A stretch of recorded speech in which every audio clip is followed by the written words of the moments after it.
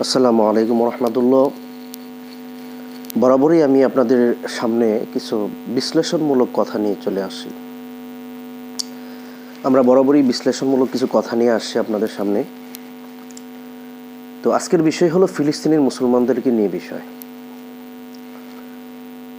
তো আমি গতকাল বা তার আগের দিন মনে হয় যে একটা নিউজ দেখলাম, সেটা হলো যে সর্বশেষ যে হসপিটালটা ছিল ফিলিস্তিনের, সেটাও ভেঙে দেওয়া হয়েছে।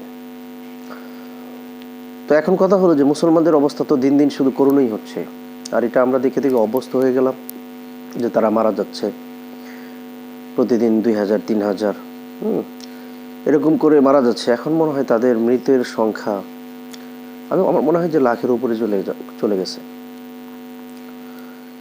তো যাই হোক, পুরা বিশ্ব সেটা দেখছে, কিন্তু আমরা তো বাংলাদেশের মুসলমান, সাধারণ মুসলমান। আসলে আমরা অসাধারণ মুসলমান হই নাই, আমরা সাধারণ মুসলমান আসলে।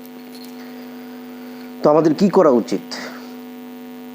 আমরা কি প্রতিনিয়ত শুধু তাদের মৃত্যুগুলোকে দেখবো আর শুধু আফসোস করব যে আমাদের মুসলমান ভাই বোনেরা মারা যাচ্ছে? এটা আমাদের কাছেও কিন্তু একটা বড় হাতিয়ার আছে, সেটা হচ্ছে দোয়া। আমরা কিন্তু প্রতিনিয়তই তাদের জন্য দোয়া করতে পারি।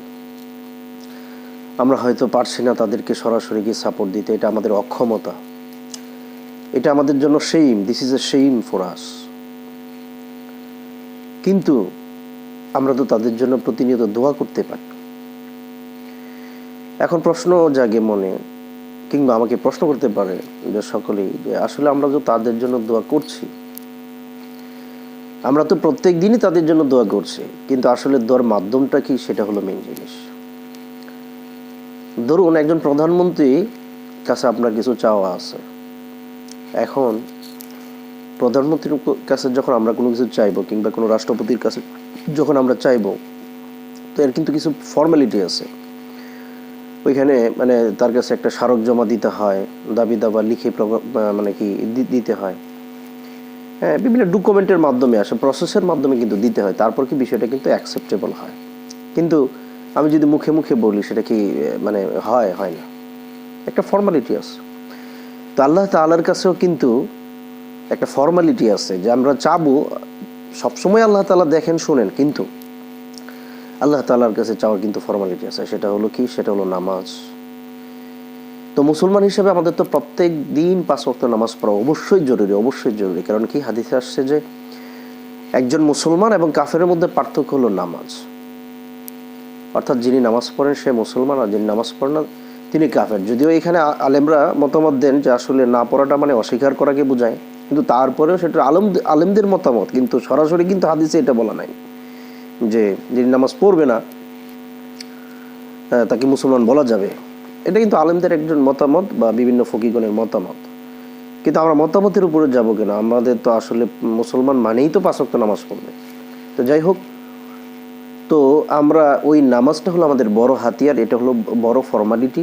আমরা যদি আল্লাহ তাআলার কাছে ওই ফর্মালিটিটা মেনটেন করে যদি দোয়া করি, তো আমার মনে হয় যে আল্লাহ তাআলা অবশ্যই শুনবেন। তবে এটাই, প্রত্যেকটা জিনিসে দেখা যায় যে আল্লাহ তাআলা কিন্তু এত সহজেই কোনো কিছু করেন না, কিন্তু যখন করেন সেটাকে লং টাইম প্রসেস নিয়ে করেন। তো এই কারণেই আমাদের কাজ হলো যে প্রত্যেক দিন নামাজ পড়ে পড়ে তাদের জন্য দোয়া করা। যে সকল মুসলমান ভাই বোনেরা তাদের জন্য হয়তো দোয়া করেন, হয়তো পত্রিকায় একটা নিউজ দেখলেন, দেখার পর আফসোস জাগলো, হেরি মুসলমানরা খুব কষ্ট করছে, তো আপনি তার জন্য দোয়া করলেন, ঠিক আছে, এটা ভালো। কিন্তু আজ থেকে আপনার এটার জন্য রুটিন হতে পারে। আমি মনে করি যে প্রত্যেকটা মুসলমানের এটা রুটিন হয়ে যাওয়া জরুরি। এখন তাদের জন্য প্রত্যেক দিন নামাজ পড়ে পড়ে আমাদের দোয়া করা উচিত, প্রতিদিন এটাকে রুটিন করে ফেলা উচিত, এবং প্রত্যেক দিন নিজেকে ইনভেস্টিগেট করা, যাচাই করা যে আজকে কি আমি তাদের জন্য দোয়া করলাম কিনা। তো আমরা তাদের জন্য প্রত্যেক দিন এইভাবে দোয়া করব যে আল্লাহ তাআলা যেন তাদেরকে হেফাজত করেন। তো আজকে এই বিষয়টাই বলার ছিল। সকলের কাছে দোয়া চেয়ে আমি বিদায় নিচ্ছি। আল্লাহ হাফিজ। আসসালামু আলাইকুম রহমতুল্লাহ।